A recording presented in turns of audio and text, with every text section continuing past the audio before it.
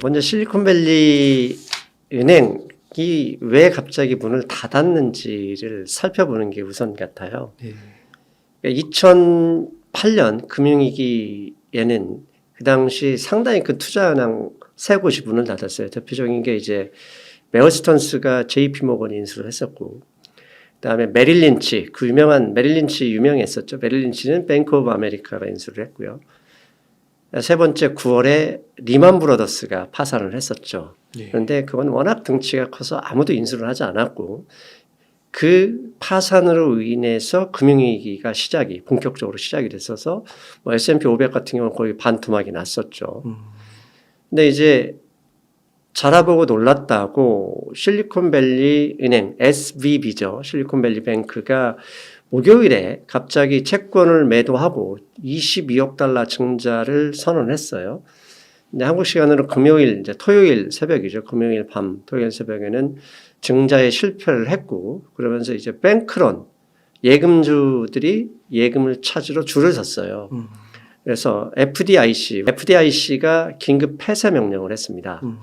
그래서 리만 브라더스급 사태가 일어나는 것이 아니냐 이런 이야기를 하시는 분들이 많았는데 저는 걱정하지 마 이런 얘기를 했었는데요. 이제 그 이유를 하나씩 찾아보면 실리콘밸리 이 뱅크 SVB가 문을 닫게 된 이유는 대출이 망가진 게 아니라 예금 인출이 문제였거든요. 그러니까 대출이 망가졌기 때문에 파산하는 거고 그 돈이 사라졌던 거고 그 사라졌던 돈을 없다는 것을 알면 예금자들이 와서 예금을 찾는 이런 구조, 이런 순서가 나오는데 이게 아니에요. 이 실리콘밸리 뱅크는 예금도 별로 없고 대부분 IPO 투자, 벤처 투자, 대출은 별로 없고 이런 식이었고 예금이 많았죠. 예금이. 근데 예금이 실리콘밸리 소재의 주요 벤처기업, 스타트업들이었단 말입니다. 그런데 최근에 금리 인상이 되면서 이 기업들이 운영자금이 부족해지고 그다음에 증자나 뭐 IPO가 어려워졌잖아요. 그러다 보니까 예금을 계속 인출했죠. 근데 은행의 대출은 길게 가지만 예금은 항상 언제든 찾을 수 있는 상품이 되잖아요. 그러니까 예금과 이 운용자금의 불일치가 발생했고 그런 상황에서 채권을 매도했는데 채권 가격이 높을 때 그러니까 즉 금리가 낮을 때 채권을 매입했던 돈을 지금 금리가 높을 때 하면 채권 가격이 낮을 때거든요. 그러니까 역마진을 내면서 손실을 내면서 매도했다고 하니까 이러다가 내 돈 떼이는 거 아니야 하면서 예금자들이 몰려들었던 거죠. 근데 이제 FDIC가 왜 금요일 날 예상과 전혀 다르게 아무도 예상하지 않았습니다. 왜 갑자기 폐쇄를 긴급하게 명령했을까를 추정해 봐야 돼요. 첫째, 예금자들이 몰려오면 예금 인출을 해야 될 거고 돈이 없는 SVB는 둘 중에 하나입니다. 하나는 대출자들한테 상환을 요청하거나 다른 금융기관에서 이제 콜금리라고 하죠. 하루짜리 일주일짜리 금융기관 간에 돈을 빌려와서 상환할 수 있어요. 그런데 이 대출이라는 게 뭐 갑자기 투자하고 있는 기업들을 위해서 돈 내놔 줄 수 있는 게 아니잖아요. 대출을 종용하게 되면 기업들이 파산할 가능성도 있는 것이고 그리고 다른 금융기관들의 돈을 빌렸다가 만약에 진짜로 이 SVB가 문을 닫으면 시스템 리스크가 되죠. 그래서 FDIC는 아예 그것을 차단하고자 선제적으로 조치를 했다. 이렇게 저는 추정을 했습니다. 그러면 선제적으로 이 은행이 지금 나 돈 없어 배째 이러지도 않고 그냥 돈 다 찾아주고 있었단 말입니다. 그런 과정에서 막아버렸다. 그러면 예금주의 입장에서는 미국의 예금자 보호 한도가 25만 달러입니다. 그러니까 한국 돈 한 3억 정도 되는데 대부분이 25만 달러 이상인데 이건 정부가 강제 폐쇄시켜버려서 내 돈을 날리게 생겼어요. 그리고 실리콘밸리의 일대, 캘리포니아주 실리콘밸리 일대는 민주당의 지지 성향이 높은 지역이죠. 지금 현 정부도 민주당이고요. 그런 상황이기 때문에 이 돈을 정부가 사전 차단한다는 그런 의도를 가지고 폐쇄를 했다면 결국은 변제를 정부가 해줄 가능성은 높겠구나 이렇게 해석할 수밖에 없는 거거든요. 실제로 오늘 새벽에 옐렌 장관, 바이든 대통령 그다음에 연준 관계자가 만나서 큰 문제가 없도록 하겠다. 그다음에 정부가 예금자의 그 돈을 정부 예산으로 뭐 환수 이렇게 돌려주겠다, 반환하겠다 이런 얘기도 했었고 이렇게 나오자마자 제가 지금 여기 오기 전에 골드만삭스에서 잠깐 리포트를 봤는데요. 골드만삭스는 바로 또 무슨 예상을 했냐면 3월에 금리 인상 가능성 없다. 불과 이틀 전만 하더라도 0.5%냐, 빅스텝이냐, 아니면 0.25%냐, 뭐 이런 얘기를 하다가 갑자기 지금 상황에서 금리 인상은 없다고 본다. 그리고 두 번째는 연말에 최종 목표 금리 목표치도 불과 일주일 전만 해도 5.75%는 갈 것이다 이런 얘기 했었는데 골드만삭스는 확 깎아서 높아봐야 5.25%다 이렇게 예상을 했어요. 그렇다면 예금에 대해서 정부가 보장을 했고 실리콘밸리를 서둘러 문 닫으니까 대출해 줬던 투자해 줬던 기업들에 대한 회수도 중단돼 있고 그런데 이게 혹시라도 시스템 위험으로 전이되면 안 된다는 생각에 정부나 연준에서는 금리 인상에 약간 주저하거나 속도를 낮출 가능성이 있다. 그러면 증시가 가장 좋아하는 유동성이죠. 나빠진 건 아무것도 없습니다. 나빠진 건 아무것도 없어요. 그런데 더 나빠질 것을 걱정해서 앞으로 나빠지게 할 요인들을 전부 다 정리해버렸고 증시가 가장 좋아하는 돈을 빠져나가는 것을 막아버리거나 막았다는 얘기는 결국 앞으로는 반대로 후진할 가능성도 있는 거니까 그걸 고려해서 증시가 빠르게 지수 선물, 그러니까 미국의 다우나 뭐 S&P 500 선물 지수부터 크게 상승해서 한국 증시도 이렇게 뭐 코스닥은 지금 약간 마이너스고 코스피의 경우는 플러스 14포인트까지 보고 왔는데 이렇게 그대로 다 반영이 되는 게 아닌가 추정을 해봤습니다. 네. 그러면 여기에서 뭔가 그 금융위기가 더 확산된다거나 그런 거는 우선은 확률이 낮아졌다.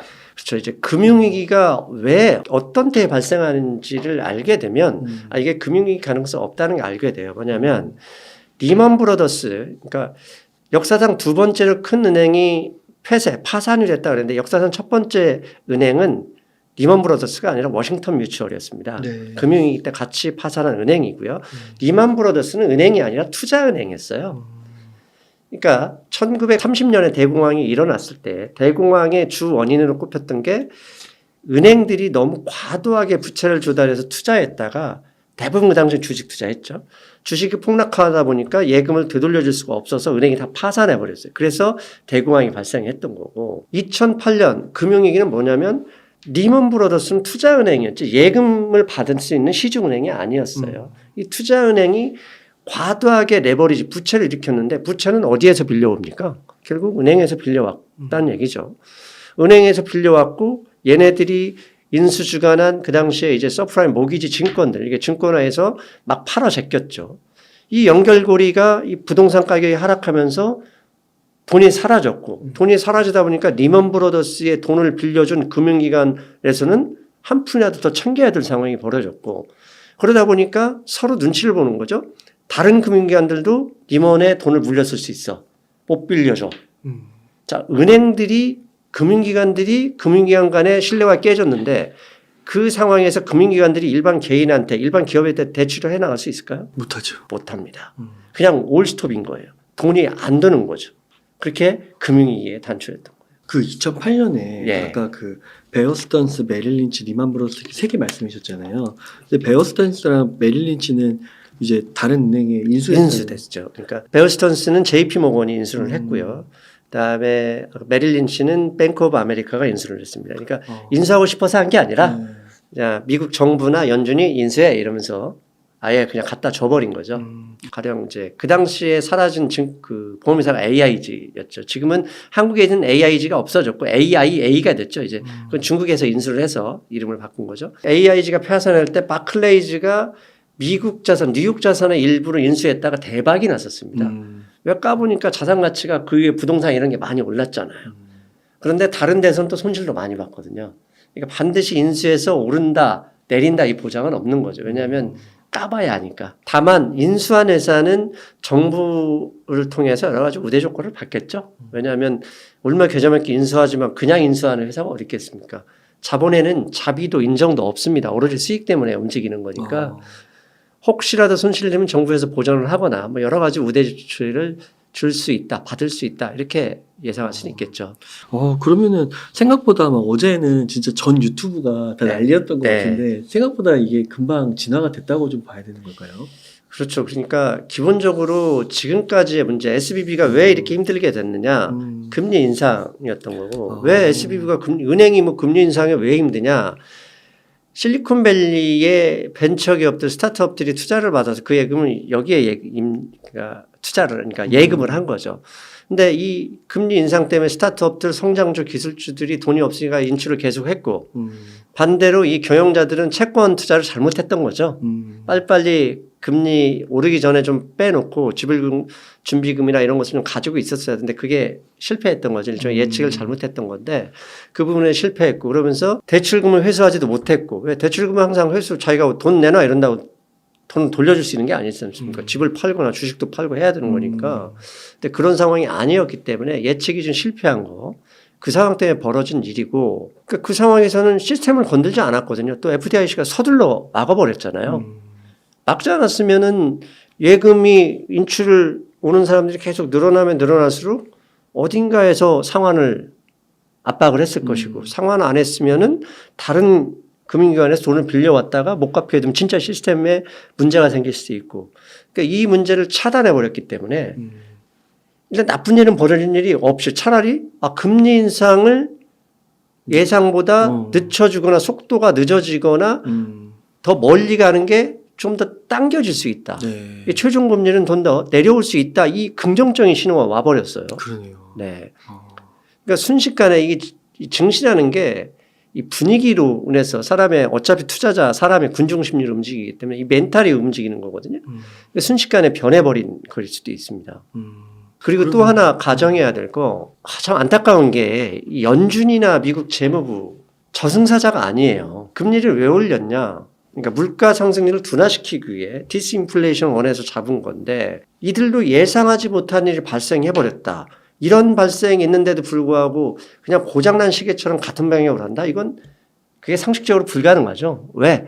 연준이 아무리 정치인이 아니더라고 하더라도 정부 입김에서 벗어날 수가 없어요. 임명권자가 있기 때문에. 그리고 민주당, 그 실리콘밸리에 있는 그 투표권자들의 그 의지나 뭐 이렇게 상황을 무시할 수도 없는 것이고 그리고 연준이나 미 정부 재무부의 입장은 경제를 잘 돌아가기 위한 하는 기관인 거거든요. 근데 돌발 상황이 벌어졌으면 이 돌발 상황을 무시할 수는 없고 일단 돌발 상황을 정리하고 정리한 상황에서는 사람이 심리적 충격을 받았으니 이제 좀 위로를 해줘야죠. 하자마자 바로 금리 인상 그건 어렵다고 보는 거죠. 시장은 이미 그렇게 눈치를 채고 그 방향으로 지금 플러스로 가고 있다. 이렇게 볼 수밖에 없다고 봅니다. 네. 그러면은 오히려 주식시장에게는 굉장히 안 좋았던 악재가 호재가 됐다. 뭐 이런 식으로까지도 얘기할 수 있는 걸까요? 예, 저는 그렇게 생각합니다. 그러니까 주식시장이라는 게 이제 이런 얘기를 하면 댓글로 이런 분들이 계시죠. 누가 이기는지 봐라. 금리 이제 뭐 내 손에 장을 지진다. 금리 못 내린다. 아니면 금리 더 올린다. 이렇게 하시는 분들이 있는데 주식시장에서 가장 크게 상승의 동력이 되는 건 팩트가 아니에요. 기대감이에요. 가능성. 즉 기대감과 가능성만으로 증시는 항상 모멘텀이 만들어지거든요. 실제로 그 모멘텀을 골드만삭스, 지금 골드만삭스가 어떤 기관이었습니까? 골드만삭스가 가장 매파적인 입장 중에 하나인 이 모건스탠리와 거의 동등하게 목소리를 높였던 기관인데 골드만삭스가 나서서 3월 달에 금리 인상 어렵다 이 얘기는 뭡니까? 이미 그쪽으로 배팅했을 수도 있다는 얘기거든요. 자기네들이 신용도도 있고 이게 점쟁이 맞추듯이 하는 게 아니라 골드만삭스 정도 되면 이미 재무부나 FOMC 관계자들과 어느 정도 대화를 나눴을 가능성도 염두에 둬야 되겠죠. 그런 걸 볼 때 일단 기대감이 증시에 유입될 가능성이 높다. 이렇게 봐야 되겠죠. 근데 그 모멘텀이라는 것도 네. 약간 그 실물 경제의 정도 경제 상황을 반영하는 거라고 볼 수 있지 않을까요? 그렇죠. 그러니까 자, 지금 현재 주가는 고용지표나 이런 것들 보면 미국 경제 다 화랑이었잖아요. 좋아요. 화랑이었습니다. 근데 주가는 화랑인데 왜 빠졌죠? 그러게요. 1년 전부터 빠졌잖아요. 그래. 왜 빠졌냐 이거죠. 이렇게 계속 금리 올려서 물가 잡다가 경기 침체가 될 가능성이 높아하면서 이미 다 빠진 거죠. 그러니까 작년 말에 경기 침체 어쩌고 그런 사람 다 어디 갔어요. 경기 까보니까 얼마나 좋아요. 주가는 근데 왜 빠졌어요. 그러니까 증시는 항상 선제적으로 먼저 반응합니다. 상당히 눈치 빠르게 움직이는 거죠. 네. 물론 이렇게 기대감으로 올랐다가 기대감을 이제 채워주는 재료나 이런 뭐 구체적인 펀더멘털이 거기에 플러스되지 않으면 메꿔주지 않으면 그때는 다시 이제 조정이나 하강이 나오겠죠. 그러니까 그러면 한 달 후, 두 달 후까지는 볼 필요 없는 거죠. 이런 기대감이 최소한 1, 2주는 유입될 수 있다. 그 가능성은 볼 수밖에 없는 거죠. 아, 그렇군요. 네. 그러면 이렇게 종합적으로 좀 판단을 하셨을 때 네.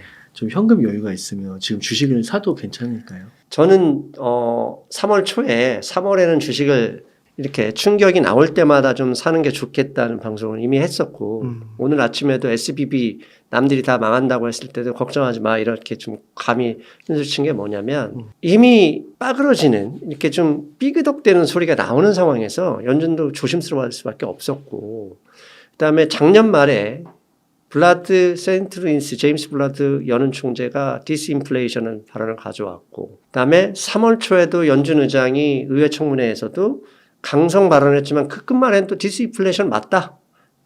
단어를 아주 리들이라는 단어를 써서 아주 그러니까 거의 있긴 있지만 거의 안 보인다 이런 단어를 썼거든요. 그러니까 없다고는 부정하지는 않았어요. 그러니까 디스인플레이션이 뭐냐?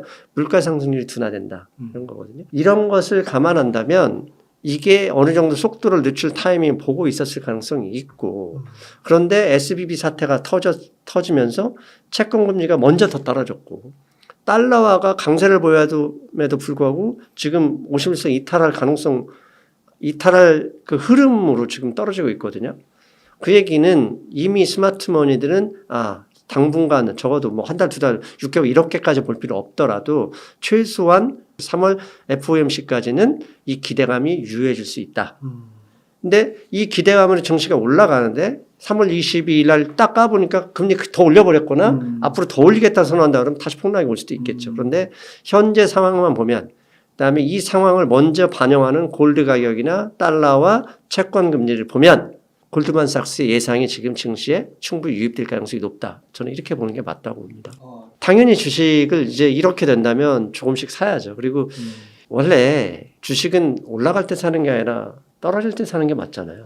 그러니까 가장 최고의 투자 방법은 많이 떨어질 때 사고 올라갈 때 파는 거잖아요. 근데 이게 대부분은 거꾸로 해요. 떨어질 때는 더 떨어진다 이러면서 손절매하거나 사질 않아요. 근데 충분히 떨어졌다 이게 왜 그러냐면 가장 밑에 저점에서 한꺼번에 다 사고 싶어하는 욕심 때문에 그렇거든요. 저는 신이 아닌 이상 그게 가능하겠냐.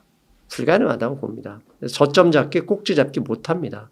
근데 이 정도 왔으면 내가 100만 원어치 주식을 산다 그러면 그냥 10만 원씩 10번을 나눠서 사는 게 좋다. 저는 그렇게 봅니다. 당연히 지금은 충분히 10만 원, 뭐 하루에 10만 원씩이든 하루에 20만 원씩이든 일정 금액을 극세사로 나눠서 주식시장에 들어와야 하는 시점이다. 이렇게 봅니다.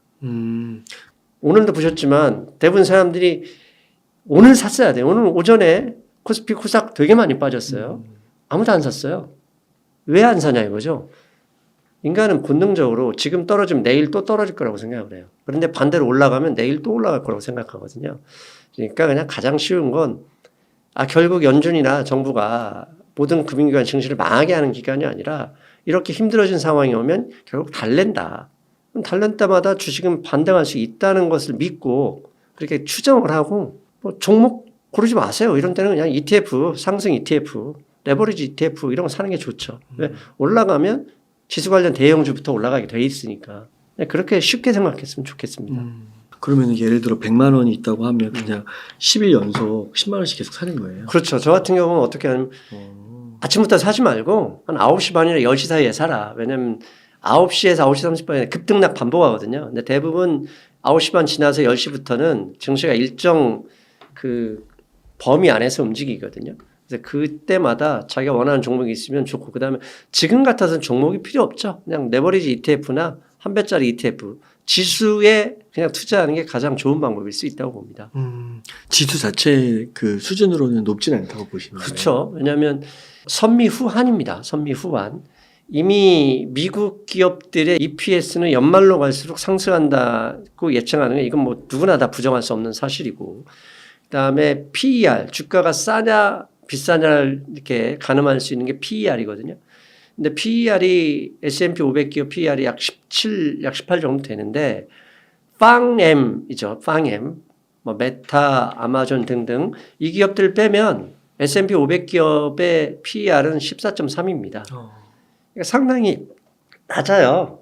이 때문에 사실 겁먹을 필요는 없다고 보고요. 그다음에 이렇게 미국 기업이 돌아서면 선미후한 미국이 돌아서면 한국도 알아서 같이 따라가거든요. 예, 그걸 믿고 뭐 움직였으면 좋겠습니다. 그래서 코덱스 좀 높은 쪽으로 하면은 코덱스 레버리지. 네네. 예, 그렇게. 코덱스가 마이너스 아닌가요? 인버스 아닙니다. 저는 인버스 잘 안 하니까. 네. 레버리 위로 하면 위로 네, 두 개, 맞습니다. 아래로 하면 아래로 두 개. 네, 맞습니다. 아, 네. 그래서 뭐 특별하게 뭐 주식 고를 수도 있겠지만 그게 뭐 피곤하다고 하면은 그냥 코덱스로. 왜냐하면 심플하게. 증시가 하락하다가 이렇게 오늘도 보시면 아시겠지만 상승 종목보다 하락 종목이 2배 이상이 많았어요. 그런데 지수가 플러스입니다. 왜냐하면 지수를 돌릴 때는 개인들은 또 겁을 먹기 때문에 대부분 정리하지만 이런 식의 들어오는 돈은 결국은 헤지펀드나 외국인 기관들이에요. 이 기관들은 종목을 고르지 않습니다. 한국을 사는 거거든요. 그럼 지수 관련 대형주를 그냥 그 비율대로 패시브 펀드를 동원하는 거거든요. 그럼 그때는 지수가 먼저 올라가고 지수가 바닥을 치고 올라가고 일정 수준이 지수가 범위 안에 들어가면 그때부터 개별 종목들이 움직이는 거거든요. 그래서 지금 시점에는 지수를 사는 게 맞다고 봅니다. 그러면은 네. 이쯤에서 2차 전지를 한번 좀 여쭤보겠습니다. 네. 그 2차 전지는 와 지수 대비해서 정말 흐름이 좋은 것 같아요. 맞아요. 다른 종목에 비해서 sek터에 비해서도 맞습니다. 너무 아깝지 않을까요? 지수에다가 투자를 하면은요. 2차 전지가 오른 만큼 지수가 올랐죠. 지수가 올랐죠. 왜냐하면 이제 코스닥을 보면 코스피보다 상승률이 지난 2월부터 한 달 동안만 보면 더 높았어요. 그런데 코스닥을 올린 종목이나 테마를 보면 결국 배터리 소재였어요. 배터리 소재. 물론 이제 중간에 하이브와 카카오가 공개 매수 때문에 SM을 시총 4조를 넘게 이제 올린 경우도 있었지만 에코프로, 뭐 LNF 이렇게 시가총액 상위 종목들이 올린 거거든요. 그래서 지금 지수가 약 800포인트 정도 되는데 이들 에코프로나 이 배터리 소재 소부장 종목들 시가총액 높은 종목들이 정상적이었다 그러면 제가 볼 땐 750도 안 되는 수준이에요. 그러니까 이들이 지수를 끌어올린 거죠. 네. 그런데 현재 배터리 소재에 들어갈까? 저는 자신이 없어서 못 들어갑니다. 왜냐하면 지금 들어가서 잠 편히 잘 수 있겠느냐. 지금 현재 이미 모든 사람들이 막 맹신하고 과신하고 있을 때 PER은 의미가 없어요. 이미 상당히 어떻게 보면 버블 상황, 이게 버블인지 아닌지 미래에 가봐야 알겠지만 버블에 가까워지고 있는 상황이라면 굳이 거기에 들어가서 노심초사할 필요가 있을까? 저는 그럴 필요는 없지 않을까 생각을 합니다. 그 이유는 다른 종목에도 기회가 있다는 건가요? 항상 강조하지만 돈이 없지 종목이 없는 건 아니거든요. 돈이 없습니다. 종목은 많고 종목은 돌고 도는 게 종목이라고 보거든요. 그러니까 이렇게 2차 전지가 많이 오르긴 했지만 네. 2030년까지 보거나 뭐 전기차 침투율 이런 걸 봤을 때 아직도 한참 남았다고. 이렇게 높이 올라왔지만 이것도 시작에 불과하다. 맞는 여기서 10배 간다. 10배 갈 수도 있고 100배 갈 수도 있겠죠. 다만 자연은 직진이 없어요. 낮은 산에 가면 산 꼭대기까지 직선으로 계속 오르막을 가거든요. 근데 조금만 높은 산에 가면 직선으로 끝까지 올라가는 산이 없어요. 올라갔다 내려갔다 또 올라갔다 내려갔다 하면 정상에 가는 거거든요. 마찬가지 주식도 마찬가지예요. 그 주식이 100배, 10배 갈지 모르겠어요. 하지만 한도 끝도 없이 계속 직진으로 앞으로 간다? 저는 불가능하다고 봅니다. 기술적으로 자신 있는 사람들한테는 단타를 칠 수 있지만 이 방송을 보시는 많은 분들은 기술적으로 단타 치는 분들은 아닐 거라고 보고요. 직장인들이나 어떻게 보면 거의 짧게 투자하는 트레이딩 하시는 분들이 아니라고 본다면 좀 편하게 결국은 돌고 돈다. 온통 산에 진달래만 있다고 진달래 천국이 아니죠. 일주일 지나면 철쭉도 피거든요. 그렇게 쉽게 생각하셨으면 좋겠어요. 그 2차 전지 소재가 네. 소재 관련된 주식들이 좋다는 거는 네. 동의하세요? 그러니까 이제 이런 거죠.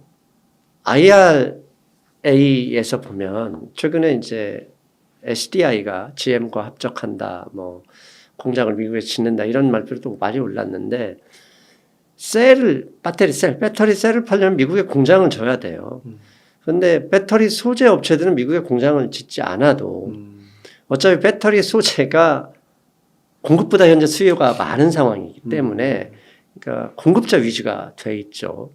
그리고 그러다 보니까 굳이 미국에 공장을 하지 않더라도 현재 상황이 있고 그다음에 배터리 핵심 소재는 결국 양극재고 그 양극재나 기타 소재들이 필요한 양은 지금 현재 부족해서 그런 거거든요. 그러면 부족하기 때문에 일정 수준은 더 올라갈 수 있다고 볼 수 있지만 PER이 100배를 넘은 기업들이 하다 하거든요.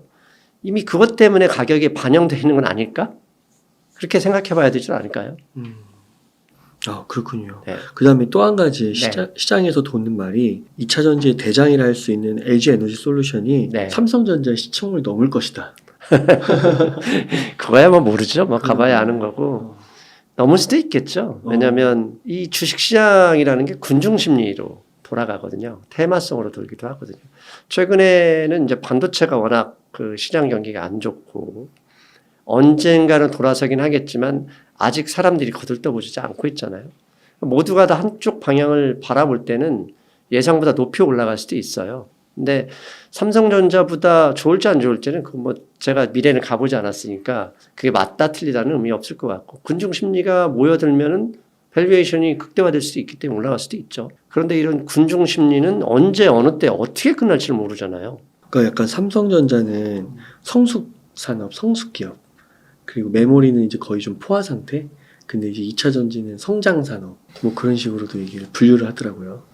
충분히 그 일리 있는 얘기입니다. 왜냐하면 증시에서는 성장 산업을 좋아하거든요. 그런데 주당 순이익, 그러니까 순이익 개념에서 보면 영업이익률로 따져볼게요. 아니면 매출액이든 뭐 순이익이든 10% 원래 10% 상승해서 내년에 20%, 내후년에 30%, 40%로 가면 성장하는데 성장 산업이라면서 밸류에이션을 막 주는데 50% 상승하다 어느 순간 40%로 약 10% 줄여도 이게 성장 산업이 맞는데 증시는 먼저 꺾이죠. 그러니까 성장 산업이 영원히 성장할 수는 없는 거잖아요.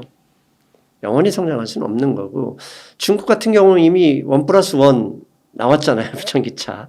그다음에 지난주에 시진핑 국가주석이 직접 나서서 CATL 배터리 그 작년에 단기 순이익이 5조 원을 넘었던데 그럼에도 불구하고 재고량을 걱정했거든요. 그렇다면 중국 시장의 침투율이 상당히 높고 유럽하고 거의 비슷하거나 좀 높은 수준이고 그다음에 중국 시장의 재고가 넘쳐난다면 지난주 신문이구나. 테슬라가 LG 에너지 솔루션의 인산철 LFP 배터리를 개발을 했다 이런 얘기 나왔거든요. 그렇게 되면 LFP 배터리는 일회 충전 시 뭐 이 3원계라고 하는 니켈 코발트. 네, 니켈 코발트 이 3원계의 배터리보다는 주행 거리는 분명히 작거든요. 하지만 주변에서 보면 멀리 장거리가 아닌 이 동네에서 운전하시는 분들 의외로 많거든요. 5년에 뭐 5만 킬로도 안 뛰는 분들 그런 분들한테는 사실 200~300km만 해도 큰 문제는 없어요. 그러면 LFP가 이 원자재나 이런 조달 문제에서 조금 더 3원계보다는 자유롭기 때문에 그쪽으로 테슬라나 다른 자동차 업체들이 방향을 틀면은 이게 의외로 배터리 침투율이 더 높아질 수도 있고 이 수익성이 좀 낮아질 수도 있겠죠. 그다음에 아무리 소재 업체가 장기 계약을 통해서 옛날에 높았던 단가대로 한다고 하지만 결국 셀 업체들이 이런 LFP가 확대되고 이러면 결국 이제 가격 경쟁력, 가격 원가 상승률에 대한 압박을 가할 수도 있는 문제거든요. 그리고 워낙 또 비싸기 때문에 그게 어디까지 갈 거냐. 올라갈 때는 뭐 한없이 끝까지 올라갈 것 같기도 하거든요. 근데 이제 그게 아닐 때는 또 언제 그랬냐는 듯이 거의 폭락하듯이 산이 높으면 골이 깊기 때문에 그런 부분도 저는 염두에 둬야 돼서 굳이 투자할 필요 있겠냐. 단 이미 갖고 계신 분들은 다른 얘기죠. 네. 갖고 계신 분들은 뭐 좀 떨어져도 버틸 수 있지만 이제 굳이 이렇게 높은 주식에 내가 들어가서 노심초사 잠도 못 자고 매일 새벽에 테슬라 올랐는지 확인하고 그럴 필요가 있을까? 저는 그 생각을 하는 겁니다. 그래서 다른 쪽을 봐라. 네. 다른 쪽에도 기회가 많다. 네. 또 말씀해 주신 대로 그냥 지수 투자, 레버리지 투자로만도 충분하다. 맞습니다. 예. 그러면 이번에는 좀 삼성전자 좀 여쭤보겠습니다. 네. 그 최근에 반도체 재고 문제와 그 미국 반도체법 독소 조항 등으로 네. 반도체 산업에 대해서 우려하시는 분들이 많은데요. 네. 앞으로는 어떻게 전망하세요? 반도체 산업은 저는 우려할 필요는 없다고 보고요. 어차피 뭐 우리가 살아가는 삶에서 반도체 없이 이루어질 수 있는 게 없잖아요. 지금 뭐 자율주행이고 뭐 가령 XR이고 뭐 여러 가지 XR, VR 뭐 얘기 나오고 AI 때문에 테마가 부는데 AI도 결국 다 반도체가 들어가야 되거든요. 앞으로 우리 이 생활 환경에서 사물끼리 통신하는 시대가 나오고 이게 곧 이어지고 현재도 이어지고 있는 상황에서 반도체가 업황이 나쁘다 그건 의미 없다고 보고요. 다만 한국 반도체 산업이 껴있는 특수성이 문제죠.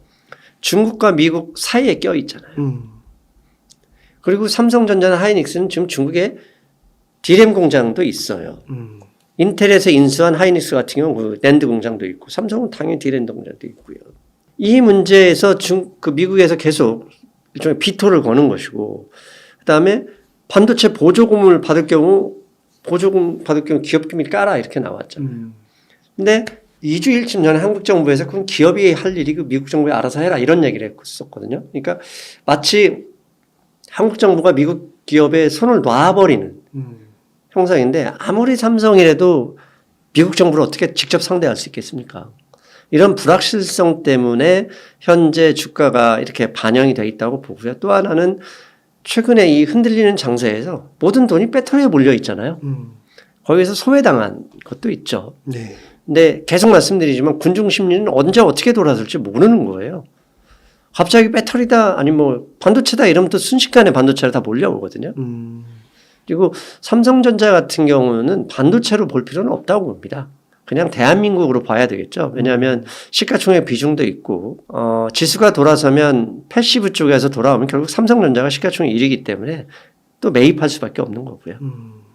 그리고 더 멀리 본다면 반도체도 결국은 재고가 정리되면 재고 정리 안 되겠습니까? 결국 재고가 정리될 텐데 재고가 정리되면 뭐 수익성이 나아질 것이고 그 점도 감안해야 된다고 봅니다. 그래서 그게 LG 에너지 솔루션보다 시가총액이 높다. 그건 잘 모르겠고요. 그건 제가 미래를 가보지 않아서. 하지만 과도하게 뭐 삼성전자 그러면 이제 하이닉스까지 포함한 반도체 업종으로 보면 될 텐데 그쪽에 과도하게 비관적일 필요는 없다. 이렇게 봅니다.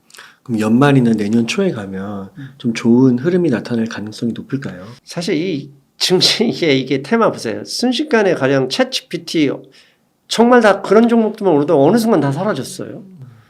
아, 사라졌네요, 지금. 사라지는 않고 그 이제 관심이 싹 멀어졌죠. 그렇죠, 그렇죠. 로봇, 레인보우 로보틱스, 뭐 시총이 2조, 3조 순식간에 넘어갔다. 요새 또 관심이 좀 멀어지고 있어요. 이런 것처럼 이 시장의 관심이 언제 어떻게 사라질지 모르는 거잖아요. 그런데 반도체는 현재는 관심의 영역이 아니라 펀더먼털의 영역인데 펀더먼털이 개선되기 위해서는 재고 문제. 근데 재고 문제가 개선되기 위해서는 사실 이 미국의 중국을 어느 정도 더 때릴 거냐 이 문제가 걸려 있거든요. 그래서 이 불확실성이 사라지지 않고 있기 때문에 투자 심리가 그쪽으로 가지 않은 것이다라고 보고요. 다만 언제 어느 때 이 재고 정리가 어느 정도 끝났어라는 그런 뭐 컨센서스라고 하죠. 그런 심리만 돌아온다면 다시 순식간에 돌아설 수도 있어요. 왜냐 반도체는 원래 시클리컬이지 않습니까? 주기가 있고 민감하기 때문에 그 시점이 언제이냐의 싸움일 뿐 결국 돌아올 것이다. 가을이 됐다고 단풍만 핀다고 겨울이 그다음에 봄이 여름이 보이지 않는 건 아니거든요. 일정 시기가 있으면 결국 다 돌아옵니다. 재고가 좀 해결이 돼야 되는 거고요. 네. 기본적으로 삼성전자의 매출을 보면 주가가 반토막 난 수준까지 매출이 반토막 난 건 아니에요. 그럼 왜 이렇게 재고가 많냐? 이 중간 상들이 있습니다. 유통업체들이 향후의 흐름을 보고 재고를 늘렸다 줄였다 하는 이게 이제 영어로는 그러니까 한국어는 채찍효과거든요. 이게 채찍을 딱 하면 여기는 짧은데 저 끝에서는 높아지잖아요. 일종의 지렛대처럼. 이 채찍효과 때문에 이 삼성전자 자체의 재고는 별로 없을지라도 유통업체의 재고가 어느 정도 줄 때까지는 이 재고 문제가 걸리거든요.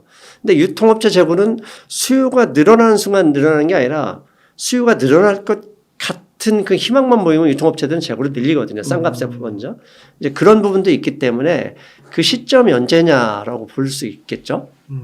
네이버 카카오 네. 이것도 하나의 국민주인데 네. 네이버 카카오는 좀 어떻게 보세요? 사실 카카오는 죄송한 장인데 지주회사 아닙니까? 카카오는 뭐 카카오뱅크, 카카오페이 다 떨어놓고 사실 엔터도 하려고 하고. 예 지주회사입니다. 근데 지주회사는 할인을 받죠. 왜 할인을 받냐?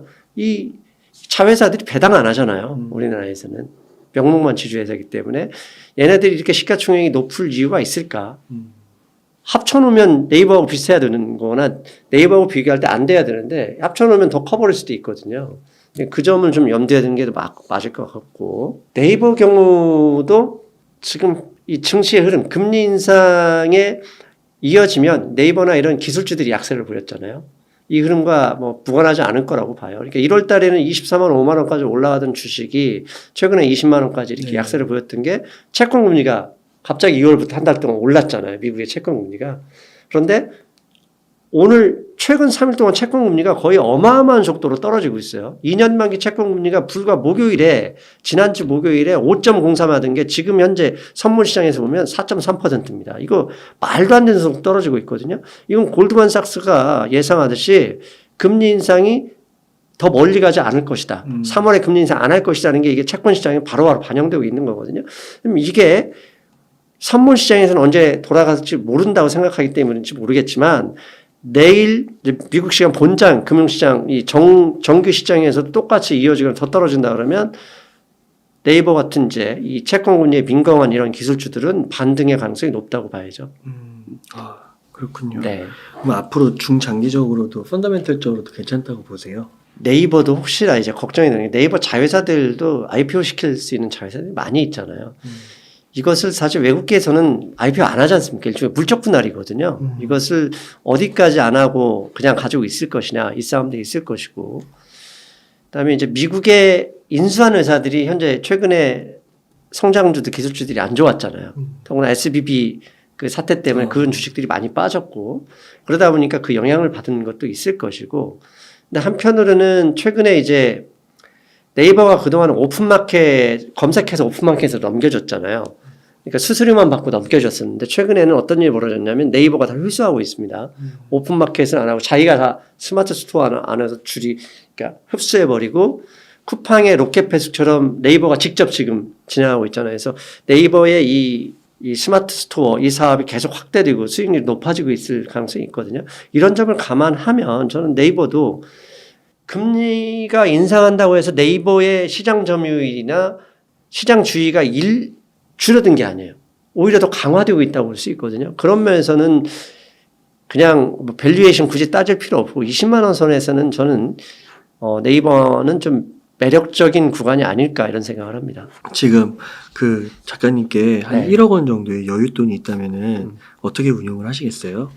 1억 원이 있다 그러면 나눠야죠. 뭐 혹시 모르니 예금도 하고 주식도 하고 그래서 1억 원이 있다면 저는 이미 예금이 뭐 어느 정도 있으니 저라면 이제 주식을 좀 사겠죠. 그런데 1억 원이 어떤 사람한테는 1억 원 전체가 전 재산일 수도 있는 것이고요. 어떤 사람한테 빚을 내온 사람일 수도 있거든요. 그 질문이 죄송한 얘기긴 한데 약간 좀 답변을 어려울 수 있고 그런데 그냥 여윳돈 1억 원이 있는 사람이 별로 없단 말이죠. 그러니까 내가 여윳돈이 일부라도 있다. 가령 뭐 예를 들면 500만 원, 1000만 원이 있다. 그러면 앞에서 제가 드렸던 말씀대로 10분의 1씩 쪽에서 이렇게 주식이 확 떨어져 버리는 날 10분의 1씩 사는 겁니다. 올라갈 때는 좀 기다렸다가 그렇게 주식을 3월 달에는 비중을 좀 늘렸으면 좋겠어요. 아까 섹터 반도체 2차전지 네. 플랫폼을 얘기하셨는데 네. 셋 중에서 우선순위 서열을 정한다면 어떻게 투자를 하시겠어요?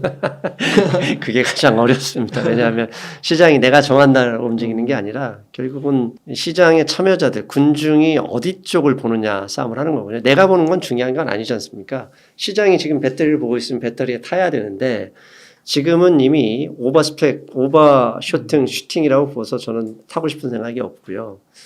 그중에서 반도체, 플랫폼, 배터리. 저는 배터리는 아까 말씀드린 대로 종목이 없냐? 돈이 없지. 이 생각으로 저에선 뭐 굳이 볼 생각이 없고요. 플랫폼에서는 저는 차라리 네이버를 좀 더 좋게 보겠습니다. 왜냐하면 네이버의 업황이 시장주의가 완전히 사라지지 않았고 그다음에 좀 미국에서 인수한 기업들의 이 문제가 좀 있는 것도 있고 그다음에 네이버의 주가와 미국의 채권금리 이걸 그대로 한번 주가를 그려보면 채권금리가 오르면 네이버 주가가 떨어졌어요. 그 상관관계가 있었거든요. 근데 이제 채권금리가 지금 3일 동안 정말 많이 떨어졌어요. 미국의 채권금리 직접 확인해 보세요. 그렇다면은 다시 반등할 가능성도 있고 그다음에 스마트 스토어의 영향력이 상당히 커지고 있습니다. 여러분들 혹시 주변에 오픈마켓에 입점한 가령 뭐 11번가부터 시작해가지고 이런 입점한 그런 데서 쇼핑몰 하시는 스마트 스토어 하시는 분들 여쭤보세요. 거기 거의 문 닫을 지경에 처해 있습니다.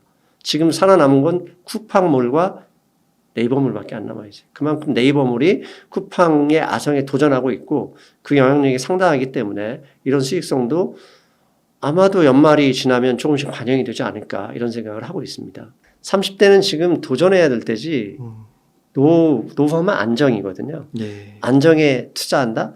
저는 있어서는 안 된 일이라고 봅니다. 그렇게 되면 사회가 발전하지 않고 개인의 삶도 발전하지 않습니다. 30대는 뭡니까? 20대에 공부하고 30대에 이제 일하기 시작했는데 벌써 노후를 꿈꾼다? 그 나이에 노후 꿈꾸는 방법은 하나밖에 없죠. 대박을 치거나 로또로 사는 방법밖에 없는데 그게 가능하겠습니까? 불가능합니다. 지금이 일을 해서 30대라면 최소한 10년 동안 정말 자기 자신에게 치열하게 투자하고 그다음에 뭐 그게 일을 벌리든 사업을 하든 아니면 직장에서 승부를 내시든 해서 40대의 성과를 기대하는 노력을 해야 되겠죠. 그게 맞다고 보고요. 40대라면 10년 동안 한다 늦습니다. 50대에 버릴 수 있는 건 아니거든요. 40대는 죄송한 얘기인데 30대에 내가 10년 동안 해온 삶이 그대로 투영되는 게 40대예요. 그래서 30대를 내가 치열하게 살지 않고 그냥 코인이나 하면서 로또나 사고 다녔다 그러면 40대에 할 게 없습니다. 할 게 별로 없습니다. 그렇다면 현실을 냉정하게 인정하고 자기가 할 수 있는 역할을 찾아야죠. 그런데 내가 30대에 열심히 살아왔고 정말 뭔가 벌려봐서 실패한 경험도 해봤다. 그렇다면 또다시 나한테 맞는 일이 있는지 찾아봐야 되겠죠. 그래서 노후 준비할 필요 없습니다. 40대 일 성공하면 자연스럽게 노후는 준비됩니다. 일하지 않고 재테크로 투자로 노후를 만든다? 죄송한 얘기인데 그런 사람 없어요. 주식 농분이 뭐 슈퍼개미 10,000명에 1명입니다. 10,000명에 1명 원하는 목표보다 차라리 로또 사는 게 확률이 높을 수도 있습니다. 근데 로또도 사지 않잖아요. 귀찮으니까. 즉 40대라면 이제 30대에 열심히 살아온 최선을 다해서 뭔가 해보고 싶은 사람들은 이제 판을 바꿔서 도전을 해보시고요. 아직 내가 30대 안타깝지만 돌아보니까 한 게 없다 그러면 40대 늦지 않을 수도 있어요. 최소한 2, 3년 시간을 더 압축해서 또 도전할 수 있는 자기 자신을 만들어야 되겠죠. 그래서 50대에 그 결과를 성공하면 그게 곧 노후 준비된 거 아닙니까? 네. 저는 그렇게 봐야 된다고 봅니다. 투자로 노후 준비 못합니다. 제가 갖고 있는 자산도 투자로 번 돈 별로 없습니다. 일해서 번 돈이 대부분입니다. 이래서 번 돈을 꾸준하게 납입을 하는 거예요. 그렇죠. 일해서 번 돈으로 투자를 하고 있는 거죠. 투자를. 그것도 분산 투자할 수 있는 거죠. 그래서 분산 투자한 돈에서도 배팅한 돈도 있어요. 1년 6개월 동안 지금 계속 손실을 보고 있지만 계속 사는 거예요. 왜? 그 회사를 워낙 스스로 좋게 보고 그런 주식을 그렇게 하는 거고 또 단기적으로 운용할 거는 단기적으로 좀 단타도 가끔씩 쳐가고 근데 나머지 부분들은 일해야죠. 일하지 않고 어떻게 노후를 준비합니까? 일하지 않고 노후 준비하는 방법은 평균 이하의 노후가 되겠죠. 혹시 그 저자님 그 부동산도 네. 보시나요? 저는 사실 부동산은 이제 살 생각입니다. 저는 부동산은 이미 2018년, 19년에 다 있는 거 팔고 땅만 좀 낭평의 땅만 조금 가지고 있는데 이제는 아파트를 살 생각인데 지금은 아니고요. 지금 아니죠. 네, 왜냐하면 주식시장은 불황이 와도 이 움직이는 주기가 되게 짧아서 오르기도 하고 내리기도 합니다. 이 불황이 와도 잘 되는 기업들이 있기 때문이죠. 근데 부동산은 이 턴하는 기간이 상당히 길어요. 그리고 죄송한 얘기인데 내가 부동산을 샀다는 얘기는 왜 샀죠? 누군가가 내가 산 다음에 오르길 기다렸다가 내 걸 오른 상향에서 사주길 기대하는 거잖아요. 근데 작년 2021년에 그 끝물에 누가 많이 샀는지 잘 생각해 보세요. 2030 영끌 나왔잖아요. 2030 영끌이 샀으면 그걸 누가 받겠습니까? 10대, 20대가 받습니까? 못 받아요. 누가 받죠? 돈 있는 사람이 받아야 되는데 돈 있는 사람은 안 받습니다. 죄송한 얘기인데 2030 영끌 경매로 나오기 기다리죠. 싼 값에 사면 더 비싸게 팔 텐데 뭐하러 2030 영끌한 돈을 내가 지금 받아줍니까? 안 해도 떨어질 텐데 그렇게 쉽게 생각했으면 좋겠어요. 그러면 2030 영끌 대체할 수 있는 경우는 지금 10대가 2030이 돼야 돼요. 최소한 5년, 10년 걸립니다. 안정이 되는 그 시간 안에 많은 사람들이 힘들어질 수밖에 없을 거예요.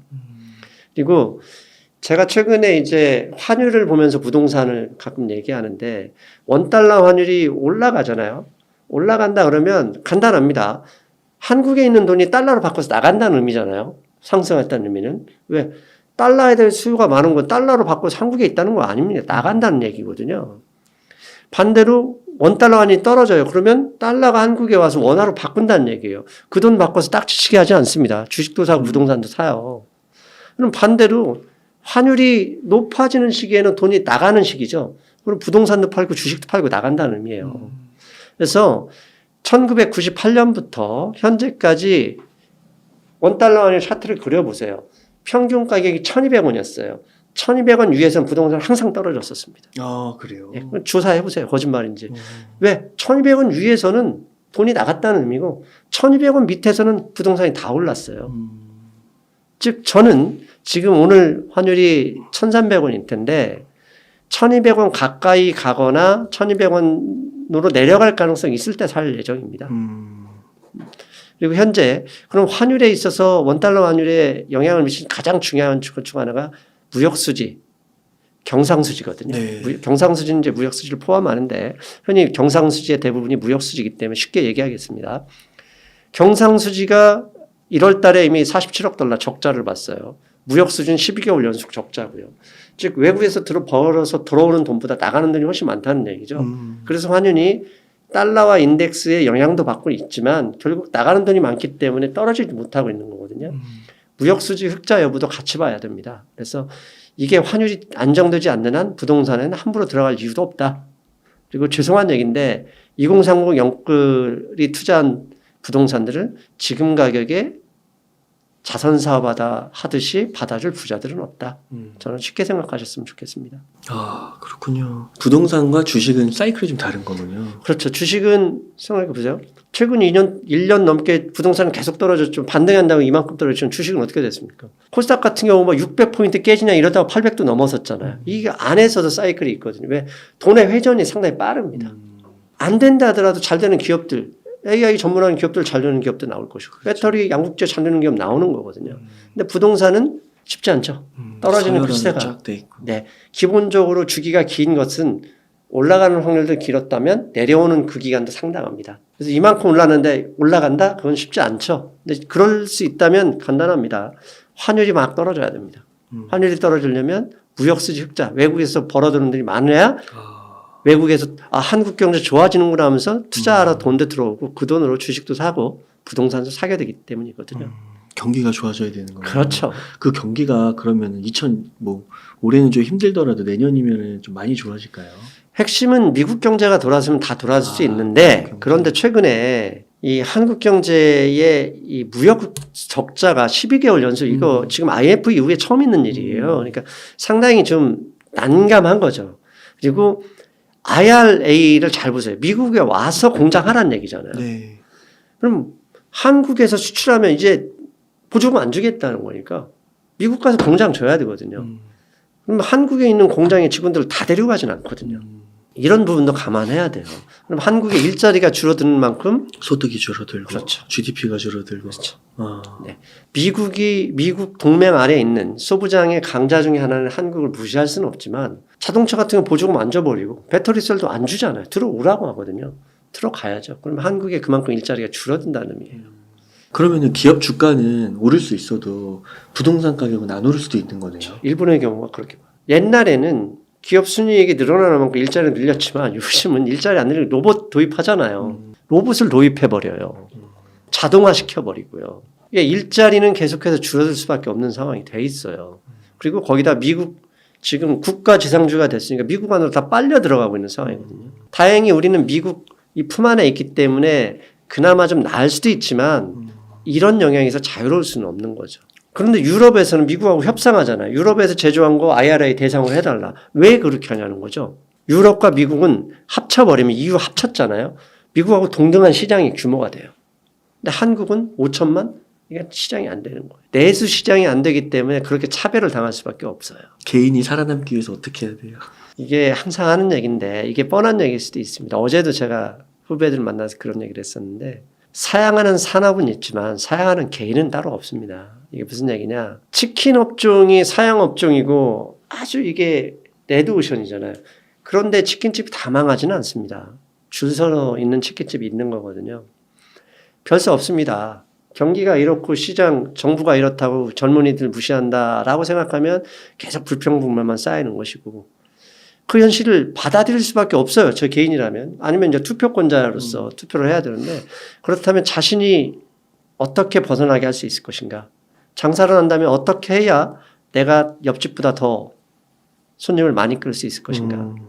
그 고민을 하셔야죠. 그래서 아까 30대들을 제가 그랬잖아요. 지금 10년 동안 투자를 해야 노후가 되는 것이지 30세부터 무슨 돈을 모아서 노후를 한다? 불가능합니다. 월급 다 모아보세요. 노후 준비 어떻게 될지. 못합니다. 결국은 자신이 하는 일을 어떻게 해서 더 잘할 수 있을까? 내가 하고 있는 일에서 무엇을 추가해야 좀 더 성장할 수 있을까? 내가 쇼핑몰을 하고 있다면 고객의 어떤 점이, 고객의 무엇을 소화시켜줘야 어떤 제품을 팔아야 내 쇼핑몰이 잘 될 것인가? 결국은 스스로 해내는 연습, 스스로 해내는 노력밖에 답이 없습니다. 네, 저자님 그럼 이렇게 전반적으로 좀 질문 드린 것 같은데요. 네. 못 하신 말씀 혹시 있으실까요? 웅단 책방의 시청자분들, 구독자분들의 연령대가 30대 후반에서 50대가 제일 많습니다. 그러면 중년이거나 이제 작년 초입에 계신 분들인데 어떻게 보면 책방이다 보니까 자기 개발을 생각하시는 분들 많을 것이고 그다음에 여기서 가끔 이제 경제나 투자 얘기를 많이 이렇게 가끔 초대를 하셔서 저처럼 얘기를 하시니까 투자 쪽에도 관심이 있을 텐데요. 투자도 마찬가지입니다. 카더라에서 투자에 성공한 사람 없고요. 정말 열심히 공부하고 자기가 사업 보고서라도 한번 봐야 성공하는 거거든요. 그런 열정이면 결국은 일에서도 똑같아집니다. 일에서도. 그러니까 이 보시는 데서 쉬운 것을 찾지 않았으면 좋겠어요. 가령 뭐 이런 제목들 있잖아요. 뭐 세 가지만 알면 부자가 된다. 이것만 알면 뭐 100억을 문. 이런 되지도 않는 얘기에 혹하지 마시고 결국 그런 거 세상에 쉬운 길은 없습니다. 자신이 만들어가야 되고 자신이 걸어가야 되는 길이거든요. 그러니까 투자는 어디까지나 재테크라고만 생각하시고 내가 노후를, 그다음에 삶을, 그다음에 부자가 되는 것은 결국 내가 내 직업에서 내 사업에서 만들어질 수밖에 없다. 그래서 그러면 그 사업하는 사람은 나거든요. 자신이 더 열심히 하고 더 움직일 때 주변에서 도와줄 수도 있는 거거든요. 저는 그 마음으로 임하셨으면 좋겠습니다. 너무 유익한 말씀 많이 해주셔서 감사드립니다. 네. 그럼 오늘 인터뷰 한 이 정도에서 네. 마무리하도록 하겠습니다. 이렇게 해서 유튜브 채널 상승미소에 이명로 작가님을 모시고 이야기를 나눠봤습니다. 긴 시간 동안 유익한 인사이트 많이 나눠주셔서 감사의 말씀드립니다. 오늘 고생 많으셨습니다. 네, 수고하셨습니다.